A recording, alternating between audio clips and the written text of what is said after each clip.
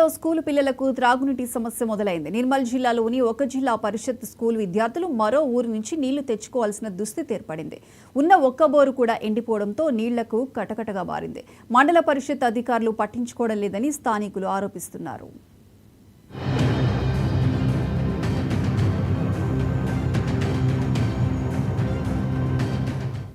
నిర్మల్ జిల్లా తానూరు మండలం బోరిగాంలో ఉన్న జిల్లా పరిషత్ ఉన్నత పాఠశాల పరిస్థితి ఇది.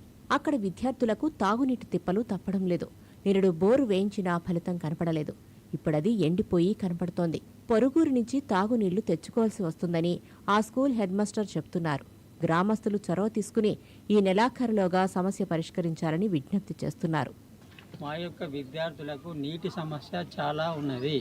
ఈ సమస్యను మీ గ్రామస్తుల దృష్టికి కూడా తీసుకువెళ్ళడం జరిగింది. కాకపోతే ఇక్కడ గ్రౌండ్ లెవెల్ వాటర్ చాలా అరుదుగా ఉన్నట్టు అనిపించింది. దీని నిమిత్తం ఏఏపీసీ ద్వారా కూడా మేము గత సంవత్సరం కొత్త మోటార్ బిగించడం జరిగింది. కానీ సరిపడనంత నీళ్లు లేక విద్యార్థులు రోడ్డున పడుతున్నారు.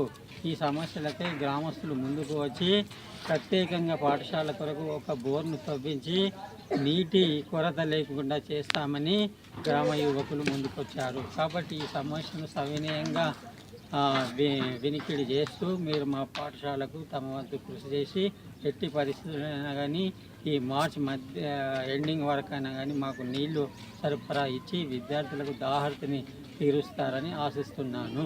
ఎండీఓకు కూడా చెప్పామని, అయినా సమస్య పరిష్కారం కాలేదని స్థానికులు చెబుతున్నారు. కొత్తగా మళ్లీ బోరు వేసి సమస్యను పరిష్కరించాల్సిన అవసరం ఉందంటున్నారు.